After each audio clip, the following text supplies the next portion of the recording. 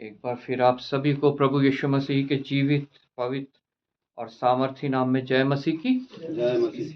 प्रभु का धन्यवाद करते हैं, एक और दिन उसने हमारी आयु में जोड़ा और हमें ये मौका दिया कि हम उसके चरणों में उपस्थित हैं। गिनती में हम थोड़े हो सकते हैं, लेकिन सामर्थ में हम, प्रभु जो हमें सामर्थ देता है, हम सामर्थी हैं। हालेलुया। प्रभु का धन्यवाद हो उसकी उपस्थिति के लिए, जो अपने वादे के अनुसार जहाँ 2 या 3 मेरे नाम से इकट्ठा है, मैं उनके बीच में हूँ। उसकी उपस्थिति यहाँ पे है, क्योंकि हम 2 या 3 से अधिक हैं। एक कलीसिया 2 या 3, प्रभु उस कलीसिया को भी आशीषित करता है, इस्तेमाल करता है और उसको जो है सामर्थ देता है। इसलिए गिनती से हम ना डरें, क्योंकि प्रभु की सामर्थ यहाँ पे पूरी है। हालेलुया।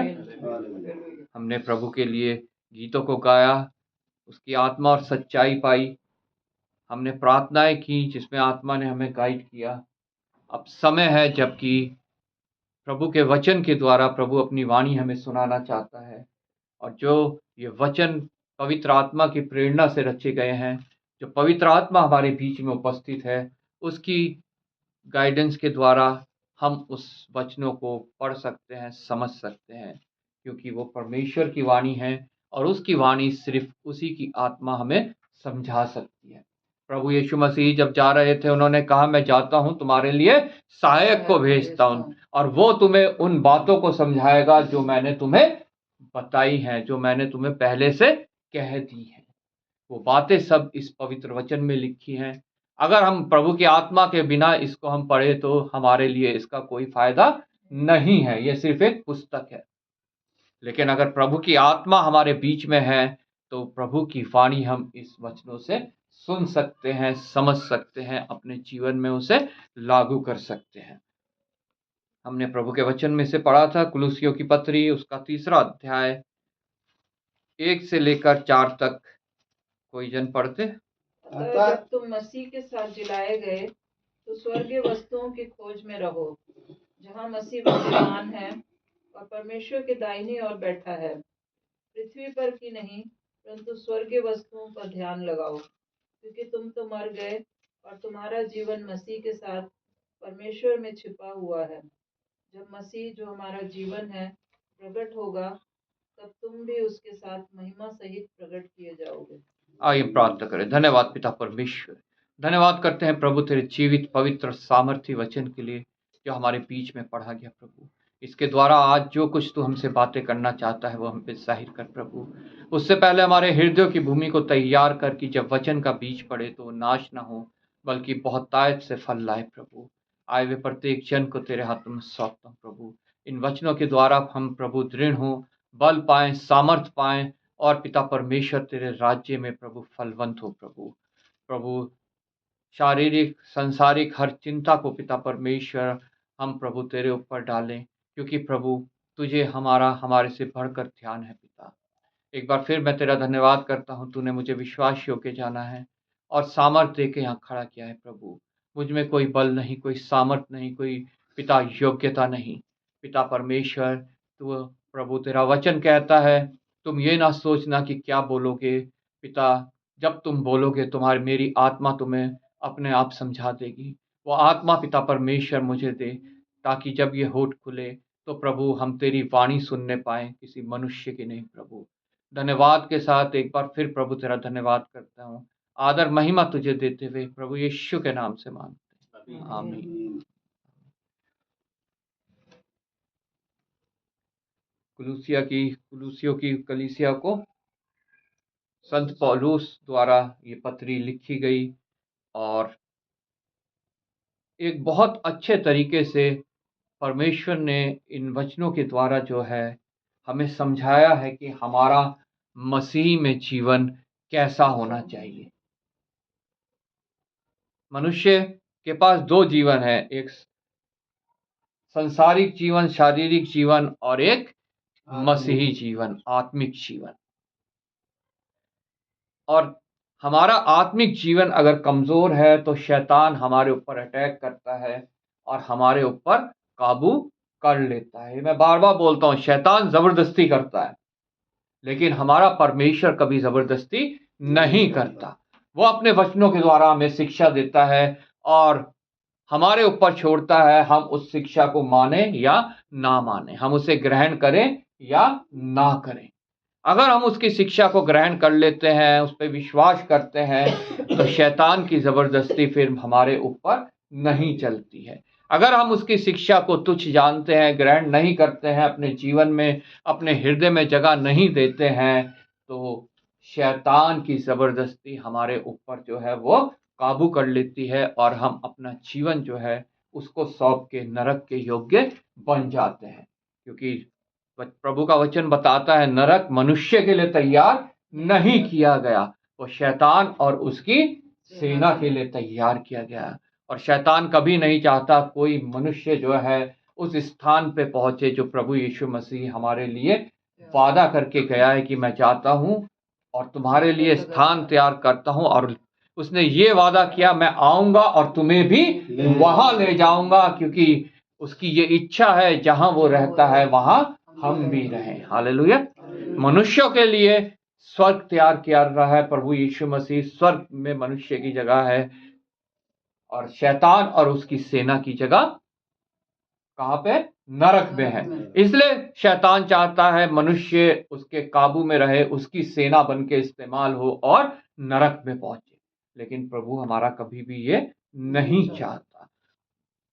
प्रभु का वचन कहता है अतः जब तुम मसीह के साथ जिलाए गए तो स्वर्गीय वस्तुओं की खोज में रहो जहां मसीह विद्यमान है और परमेश्वर की दाहिनी ओर बैठा है। यहाँ अतः लिखा है, अतः मतलब इससे पहले भी कुछ बातें हुई हैं। दूसरे अध्याय में जब हम पढ़ते हैं वहां पे संसार के जीवन के विषय में लिखा है कि मसीह के साथ मरना और जीना। प्रभु का वचन यहाँ पे हमें कायल करता है कि अगर हम मसीह के साथ, अतः हम मसीह के साथ जिलाए गए हैं, तो हमें उन बातों को छोड़ना बहुत आवश्यक है जो संसारिक हैं, जो शारीरिक हैं, जो शैतान की ओर से हैं। हालेलुया। हमें उन बातों को छोड़ना बहुत आवश्यक है। उसके बाद यहाँ पे वचन कहता है अतः जब तुम मसीह के साथ जिलाए गए हो। हम ये दावा करते हैं हम मसीह के साथ जिलाए गए हैं। जब वचन हमें शुद्ध करता है, हम पवित्र बनते हैं, हम विश्वास करते हैं प्रभु यीशु मसीह उसके बलिदान पे, तो फिर हम एक बपतिस्मा लेते हैं जो एक चिन्ह होता है कि हमारा पुराना शारीरिक सांसारिक जीवन जो है वो मर गया, वो दफन हो गया, और हम जब पानी से बाहर आते हैं तो हम मसीह के साथ जिलाए गए हैं। अतः जब तुम मसीह के साथ जिलाए गए तो स्वर्गीय वस्तुओं की खोज में रहो। तो स्वर्गीय वस्तुओं की खोज में रहो। संसारिक वस्तुएं फिर हमारे योग्य नहीं है। एक बहुत सरल सी शिक्षा वचन हमें दे रहा है, हम स्वर्गीय वस्तुओं की खोज में रहें। अभी भाई संजय ने प्रार्थना की कि हम धार्मिकता की खोज करें तो बाकी सब चीजें हमें मिल जाएंगी, वो हमारा पीछा करेंगी। हमें जब हम स्वर्गीय वस्तु की खोज में है तो वो हमारा पीछा करेंगी। चीजें जिनकी हमें आवश्यकता है, हमें उनका पीछा करने की आवश्यकता नहीं है। हमें किसी चीज का लालच करने की आवश्यकता नहीं है। किसी चीज को प्राप्त करने के लिए गलत उपाय करने की जरूरत नहीं है। हमारे को सिर्फ और सिर्फ हमारे को स्वर्गीय वस्तुओं की खोज में हमें रहना है। वो स्वर्गीय वस्तु है हमें कहां से पता चलती क्या है? इन पवित्र वचनों से। हालेलुया। वो स्वर्गीय वस्तुएं जब हमारे जीवन में आ जाती हैं तो हम फिर अपना इस शारीरिक जीवन को, संसारिक जीवन को महत्व नहीं देते हैं। फिर चाहे हमारे जीवन में कुछ भी होता रहे, कितनी घटी आ जाए, कितनी कमी आ जाए, हमें ये विश्वास होता है हमारे पास तो हमारा प्रभु यीशु मसीह है। अय्यूब की कहानी हम पढ़ते हैं, उसे ये विश्वास था परमेश्वर उसके पास है, उसके साथ है। कितनी ही उसके जीवन में परेशानियां आई, वो कभी भी जो है उसका विश्वास कभी भी डगमगाया नहीं। और उसने कहा कि मुझे तो विश्वास है मेरा छुड़ाने वाला जीवित है और मैं अंत में पूरे शरीर में होके उसका दर्शन करूंगा। ऐसा विश्वास प्रभु मेरे अंदर, आपके अंदर भी चाहता है कि वो विश्वास हमारे अंदर भी हो, कि कोई भी दुख तकलीफ, कोई कलेश, कोई संकट, कोई बीमारी हमारे विश्वास को कम ना करने पाए, हमारे विश्वास को कमजोर ना करने पाए। क्योंकि वो समय होता है शैतान के अटैक करने का, जब हमारा विश्वास कम होता है। हालेलुया। इसलिए प्रभु का वचन कहता है कि स्वर्गीय वस्तुओं की खोज में रहो, जहां मसीह विद्यमान है। वो हमेशा वहां विद्यमान है। जब हमने उसको ग्रहण कर लिया, हम उसमें जिलाए गए, वो हमारे अंदर हमेशा विद्यमान है अपनी आत्मा के रूप में। हालेलुया। जिसे पवित्र आत्मा कहा जाता है, जिसे सत्य की आत्मा कहा जाता है, होली स्पिरिट कहा जाता है, वो हमारे हृदय में हमेशा विद्यमान है। और जब वो हमारे अंदर विद्यमान है तो हम फिर किसी उन बातों पे ध्यान नहीं लगाएंगे जो स्वर्गीय नहीं है, जो सिर्फ हमें संसार भर की सुख सुविधा देती है, संसार भर का आनंद देती है, संसार के में है। जब हमारा जीवन खत्म हो जाएगा तो वो सब वस्तुएं हमारे लिए किसी काम की नहीं है, उन्हें हम ले जा नहीं सकते हैं। लेकिन हमारे साथ जाएगा हमारा विश्वास, हमारी आत्मा, जिसमें मसीह विद्यमान है। और जब वो हमारे साथ जाएगा तो हमारे लिए वो स्वर्ग का द्वार खुलेगा, जहां प्रभु यीशु मसीह हमारा इंतजार कर रहा है। हालेलुया। वो आत्मा जिसके विषय में लिखा है, मैंने तुम्हें बयाने में अपनी आत्मा दी है। जब हमारे को उसकी आत्मा बयाने में मिली है तो हम खरीदने वाला भी हमें वो ही है। हालेलुया। और अगर वो आत्मा हमारे अंदर नहीं है, वो बयाना हमारे अंदर नहीं है, तो वो हमारे को उसका लहू ने, जो मनुष्य जाति को खरीदा है अपने लहू से, जिन्होंने उस पर विश्वास किया, तो वो उसका कीमत वो लहू नहीं है। हालेलुया। अगर हमने उस पर विश्वास नहीं किया है, इसलिए जिन्होंने उस पर विश्वास किया सबको उसने बयाने में वो आत्मा दी है, कि वो पहचान जाएगा, हाँ मैंने इसके लिए बयाना दे रखा है। हम जब कोई चीज खरीदते हैं तो पहले उसके लिए बयाना देते हैं, एक टोकन मनी देते हैं। चाहे हमने गाड़ी खरीदनी है, घर खरीदना है, तो एक टोकन मनी दे के हम उसे बुक कर लेते हैं, हाँ ये अब हमारी है, हम इसके पूरा दाम दे के इसको हम खरीदेंगे। ऐसे ही प्रभु यीशु मसीह का आत्मा, पवित्र आत्मा हमारे को बयाने में मिला है, जिस प्रभु यीशु मसीह ने वादा किया है कि मैं पूरा दाम मैंने इनका चुकाया और अब मैं इनको अपने साथ ले जाऊंगा। हालेलुया। वो बयाने का होना हमारे हृदय में बहुत आवश्यक है। मैं स्वर्गीय वस्तुओं की खोज, तो स्वर्गीय वस्तुओं की खोज में रहो, जहां मसीह विद्यमान है और परमेश्वर की दाहिने ओर बैठा है। हालेलुया। वो संसार में आया, उसने जो है कलेश सहा, उसने जो है बेइज्जती सही, दुख सहा, सलीब की मृत्यु सही, मेरे लिए, आपके लिए अपना लहू बहाया और तीसरे दिन जी उठा और परमेश्वर के दाहिनी ओर जा बैठा, ताकि हमारे लिए वो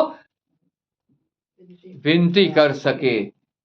अगर हम पाप करें, हमारे पाप जितने हैं, अगर हम प्रभु यीशु मसीह की विनती अगर नहीं सुनता तो हम कब के नष्ट हो गए होते। उसने विनती करी कि मैंने इनके पापों के लिए दाम दे दिया है, अब ये मेरे हैं, मैंने जो बयाना पवित्र आत्मा के रूप में दिया है, मैं इनको अपने साथ रखूंगा। हालेलुया। इस शरीर के खत्म हो जाने के बाद पृथ्वी पर की नहीं परंतु स्वर्गीय वस्तुओं पर ध्यान लगाओ।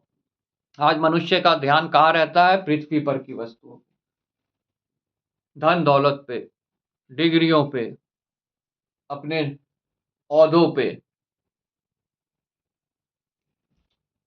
अपनी सुख सुविधा की चीजों पे, घर बंगला गाड़ी पैसा, इनके ऊपर,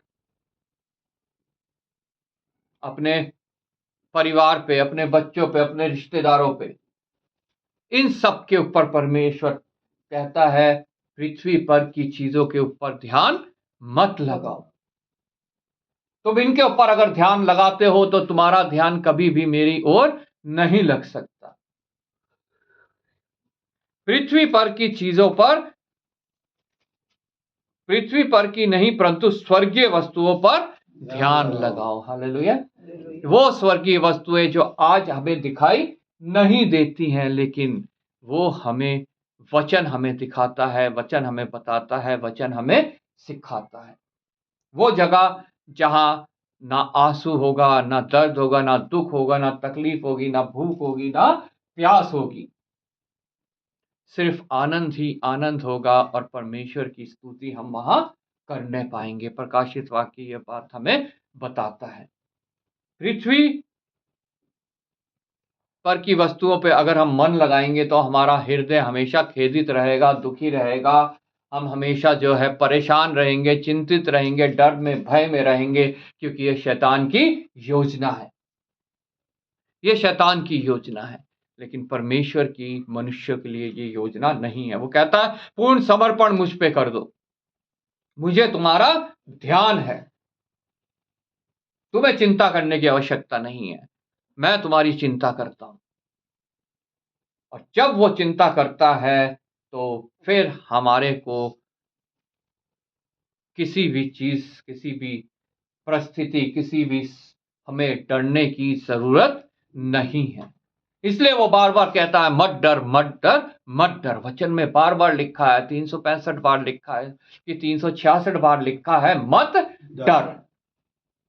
लेकिन तब भी मनुष्य डरता है, अपनी युक्तियां निकालता है, अपनी योजनाएं बनाता है, अपने तौर तरीके से जो है अपने कलेशों को सुलझाने की कोशिश करता है, और फिर निराश हो जाता है, दुखी हो जाता है, परेशान हो जाता है, क्योंकि उसने परमेश्वर पर भरोसा नहीं किया। अगर परमेश्वर से जुड़ा रहेगा तो कोई कलेश जो है, कोई संकट जो है, कोई बीमारी, कोई कमी, कोई घटी, जैसा संत पौलुस कहता है, हमें उसके प्रेम से अलग नहीं कर पाएगी। अगर परमेश्वर को हमने अपना निजी उद्धारकर्ता माना है, प्रभु यीशु मसीह को, उस पर विश्वास किया है, उसको अपने हृदय में जगह दी है, तो हमारे लिए वो सब कुछ करने को तैयार है। पृथ्वी पर की नहीं परंतु स्वर्गीय वस्तुओं पर ध्यान लगाओ, क्योंकि तुम तो मर गए और तुम्हारा जीवन मसीह के साथ परमेश्वर में छिपा हुआ है। तुम तो मर गए। जितनों ने उस पर विश्वास किया वो उसके साथ जो है, पौलुस कहता है मैं उसके साथ सलीब पर लटकाया गया हूं। मेरा ये शरीर जो है अब मर गया है। अब अगर कुछ जीवित है मेरे अंदर तो वो प्रभु यीशु मसीही है। हालेलुया। प्रत्येक मसीही जन को एक शिक्षा दे रहा है कि तुम तो मर गए हो और तुम्हारा जीवन अब प्रभु यीशु मसीह में छिपा हुआ है, उसमें छिपा हुआ है हमारा जीवन। हमारा जीवन ये अब नहीं है जो संसारिक है, जो शारीरिक है। ये सिर्फ हमारे लिए एक तैयारी का समय है कि हम यहां तैयारी करके उस स्थान पे पहुंचने पाए जो प्रभु यीशु मसीह हमारे लिए तैयार कर रहा है। हालेलुया। और जब हम इन वचनों को, इनकी गहराइयों को समझ लेते हैं, परमेश्वर की वाणी को हम स्वीकार कर लेते हैं, तो निश्चय हम संसारिक और शारीरिक जीवन से निश्चिंत हो जाते हैं। हम स्वर्गीय वस्तुओं की ओर हमेशा ध्यान लगाए रहते हैं। हालेलुया। फिर संसार की कोई भी चीज हमें विचलित नहीं कर सकती, भयभीत नहीं कर सकती, हमारे को जो है परेशान नहीं कर सकती, क्योंकि तुम तो मर गए हो। और जब हम मर गए हैं तो फिर क्या चीज हमें परेशान करेगी? एक शारीरिक मृत्यु जिसे अगर प्राप्त हो जाती है तो क्या कुछ फिर उसे परेशान कर सकता है? कुछ भी उसे परेशान नहीं कर सकता। ऐसे ही जब हमने अपने शरीर को मरा हुआ समझ लिया है तो कुछ भी चीज हमें परेशान नहीं करनी चाहिए। अगर परेशान करती है तो अभी तक हम पूर्ण रीति से प्रभु पे विश्वास नहीं करते हैं, उसको समर्पित नहीं है। हम दूसरे कुरिन्थियों के 5वें अध्याय में पढ़ते हैं कि अभी तक हमने सबको शारीरिक समझा है, लेकिन आज से हम सबको आत्मा ही समझेंगे। अब मैं एक आत्मा हूं, आप एक आत्मा हो, कोई भी शरीर हमारे लिए कोई मतलब नहीं रखता है, क्योंकि तुम तो मर गए और तुम्हारा जीवन मसीह के साथ परमेश्वर में छिपा हुआ है। यह है मसीही जीवन, जब हम अपनी देह को मरा हुआ समझते हैं और अपने आत्मा को जीवित। हालेलुया। हमारा जीवन जो है वो मसीह में, परमेश्वर में छिपा हुआ है। हमारा जीवन ये नहीं है जो मनुष्य हमें देखता है, हमारा जीवन वो है जो परमेश्वर हमें देखता है जिस रीति से। हालेलुया। एक आत्मा के रूप में, एक आत्मा के रूप में हमारे को परमेश्वर देखता है, और वो आत्मा जो है मुझ में और आप में जो है उसे परमेश्वर चाहता है हम दृढ़ बनाएं। वो कैसे बना हम सकते हैं? परमेश्वर के वचन के द्वारा। 5वां अध्याय 2 कुरिन्थियों 5 अध्याय उसकी 6ठी आयत से 16वीं आयत से लिखा है, अतः अब से हम किसी को शरीर के अनुसार ना समझेंगे। हालेलुया। क्योंकि ये हमारा शरीर मर चुका है, और जब शरीर मर जाता है तो फिर उसको कोई भी चीज परेशान नहीं कर सकती। अतः अब से हम किसी को शरीर के अनुसार ना समझेंगे। यद्यपि हमने मसीह को भी शरीर के अनुसार जाना था, तो भी अब से उसको ऐसा नहीं जानेंगे। इसलिए यदि कोई मसीह में है तो वह नई सृष्टि है। अब वो एक नई सृष्टि है, एक आत्मा है। पुरानी बातें बीत गई, देखो सब बातें नई हो गई हैं। वे सब बातें परमेश्वर की ओर से है, जिसने मसीह के द्वारा अपने साथ हमारा मेल मिलाप कर लिया और मेल मिलाप की सेवा हमें सौंप दी है। अर्थात परमेश्वर ने मसीह में होकर अपने साथ संसार का मेल मिलाप कर लिया और उनके अपराधों का दोष उन पर नहीं लगाया, और उसने मेल मिलाप का वचन हमें सौंप दिया। और वो ही मेल मिलाप का वचन आज मेरे हाथ में है, आज आपके हाथ में है, जिसने परमेश्वर से हमारा मेल मिलाप कराया। अब हमने किसी को भी शरीर के अनुसार नहीं जानना है। हम शारीरिक रूप से मर गए हैं, शरीर की ओर से हम मर गए हैं। अब हम आत्मा में हैं। हमारी आत्मिक जीवन को हमने बल देना है, दृढ़ करना है इन वचनों के द्वारा। जब मसीह जो हमारा जीवन है प्रकट होगा, तब तुम भी उसके साथ महिमा सहित प्रकट किए जाओगे। हालेलुया। जब हम इन बातों को मानेंगे तब की बात है ये। प्रभु यीशु मसीह जब दोबारा उसका महिमा में आगमन होगा, जिसकी तैयारी में मैं हूं, आप है, प्रत्येक वो जन है जिन्होंने उसकी कुर्बानी पे विश्वास किया है, जब वो आएगा तब हमारा वो जीवन जो आत्मिक जीवन है प्रकट होगा। हालेलुया। वो हमारा आत्मिक जीवन प्रकट होगा। जब मसीह जो हमारा जीवन है प्रकट होगा, तब तुम भी उसके साथ महिमा सहित प्रकट किए जाओगे, और हम भी फिर उसके साथ महिमा सहित, हमें हियाव होगा कि हम उसके समक्ष जा सके, क्योंकि हमने इन वचनों पर विश्वास किया। हमने ये जाना कि शरीर हमारा कुछ भी नहीं है। शारीरिक जीवन हमारा सिर्फ इसलिए है कि हम अपनी आत्मा को तैयार कर सकें। हालेलुया। इसलिए हम इस पृथ्वी पे हैं। प्रत्येक मनुष्य इसीलिए इस पृथ्वी पे है कि वो अपने आत्मा को प्रभु यीशु मसीह के तृतीय आगमन के लिए तैयार कर सके। जब मसीह जो हमारा जीवन है प्रकट होगा, तब तुम भी उसके साथ महिमा सहित प्रकट किए जाओगे। लेकिन उससे पहले हमारे को अपना पुराना जीवन छोड़ना बहुत आवश्यक है, जो 5वीं आयत से लिखा है। इसलिए अपने उन अंगों को मार डालो जो पृथ्वी पर है, अर्थात व्यभिचार, अशुद्धता, दुष्कामना, बुरी लालसा और लोभ को, जो मूर्ति पूजा के बराबर है। हालेलुया। हमारा परमेश्वर सबसे ज्यादा घृणा मूर्ति पूजा से करता है, और मूर्ति पूजा प्रभु का वचन बताता है सिर्फ वो नहीं है जो हम बुत प्रस्ती करते हैं, जो हम आइडल वर्शिप करते हैं, जो हम मूर्तियों के आगे दंडवत करते हैं, वो मूर्ति पूजा नहीं है। मूर्ति पूजा सबसे घृणित है जब हम शारीरिक जीवन के ऊपर अपना मन लगाते हैं। हालेलुया। जब हम बुरी लालसा करते हैं, हम व्यभिचार करते हैं, हम अशुद्धता करते हैं, हम दुष्कामना करते हैं, और ये हमारे लिए मूर्ति पूजा है। हालेलुया। मसीह जन जो है, जिसने मसीह जो कहता है मैं मसीह हूं, वो उन चीजों के आगे दंडवत नहीं करता, मूर्तियों के आगे दंडवत नहीं करता, लेकिन अपने अंदर और भी घृणित मूर्तियां उनके अंदर हो सकती हैं, जिन्हें दूर करना हमारे लिए बहुत आवश्यक है। जो शारीरिक है, अगर वो हमारे अंदर है तो हमारा शरीर अभी तक जो है वो जीवित है, वो शारीरिक जीवन में है हम, और हम प्रभु के योग्य नहीं हैं। आगे कहता है, इन ही के कारण परमेश्वर का प्रकोप आज्ञा न मानने वालों पर पड़ता है। इन ही का प्रकोप, जब हम शारीरिक जीवन के ऊपर ध्यान लगाते हैं तो प्रभु का प्रकोप हमारे ऊपर पड़ता है। और तुम भी जब इन बुराइयों में जीवन बिताते थे तो इन्हीं के अनुसार चलते थे। निश्चय हम इन्हीं के अनुसार चलते थे। सत्य है ये, कोई भी ऐसा नहीं था हम में से जिन्होंने इनमें से कभी किसी मूर्ति के आगे समर्पण ना किया हो। हम भी इन्हीं के समान चलते थे। पर अब तुम भी इन सब को, अर्थात क्रोध, रोष, वैर भाव, निंदा और मुंह से गालियां बकना से सब बातें छोड़ दो।